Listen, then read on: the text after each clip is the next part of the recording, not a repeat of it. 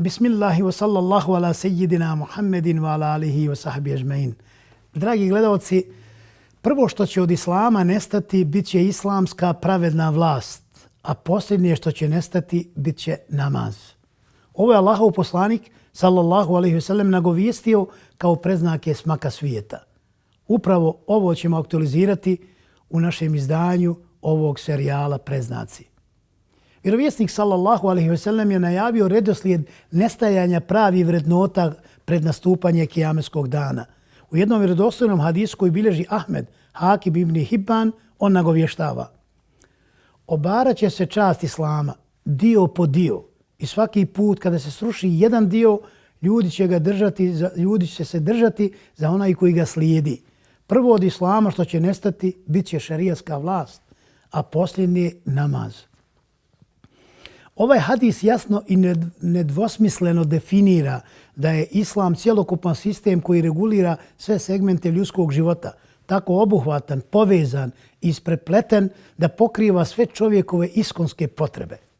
Islam nije samo čisto emocionalno vjerovanje, otrgnuto od realnog domena ljudskog egzistiranja, već duboko zadire i u sve sfere društvenog, socijalnog, moralnog, političkog, vojnog, pravnog i drugih aspekata ljudskog života. Islam ima svoje specifičnosti koje ga itekako značajno distanciraju od drugih ideologija, sistema i religija. Islam nije teologija, jer uz vjerovanje islam je i način života koji treba praktično primijeniti i ne može se svesti na tako usku oblast što je inače slučaj sa teorijskim teološkim studijama. Otuda u islamu izgradnja vjerovanja nije tekla u vidu nekakve teorije, ideologije ili dijalektike, već u formi živog organskog sjedinjavanja i direktnog formiranja života koji se prakticira u samoj zajednici. Doista je islam ozbiljan, dinamičan i praktičan način života. On je i objavljen s ciljem da uredi život u njegovoj praktičnoj formi i da konkretnu stvarnost počini svojim kriterijima. Budući da dolazi od nepogrešivog, zasnovane na znanju, a ne na neznanju, na savršenosti, a ne na neispravnosti, na snazi, a ne na slabosti i na mudrosti, a ne na hirovitom mišljenju. Sve koncepcije, vrijednosti, standardi, kriteriji, etika i moral proizilaze iz njega samoga. Nije slučaj kao u drugim sistemima da sve to proizilazi od ljudi, pa postupajući tako oni povjeravaju ljudskim bićima, a ne svemogućem Allahu pravo vlasti nad njima.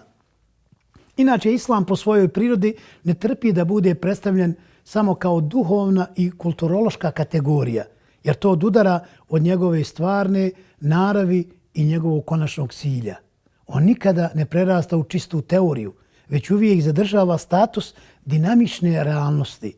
Potrebno znati da kako god je islam božanska vjera, on isto vrijeme ima božanski metod u djelovanju. On je u potpunosti u suglasju sa prirodom islama i zato nikako nije moguće odvojiti supstancu islama od njenih metoda u praksi. Treba naglasiti da islam, kako god je objavljen da promijeni idejnu koncepciju čovječanstva i sukladno tome životnu stvarnost i svakodnevnicu, isto tako došao promijeniti metod i program kojim se ta koncepcija izgrađuje i kojim se mijenja i ta životna stvarnost. Tako se iz ovog citiranog hadisa eksplicite potvrđuje da islam nije samo obredna kategorija i da on obuhvata sve segmente života, od onog zakonodavnog i političkog pa sve do obrednog. Vlast koja ne respektira božanske zakone davno je iščezla, a posljednje što će nestati je namaz kao jedan od oblika obrednog islama.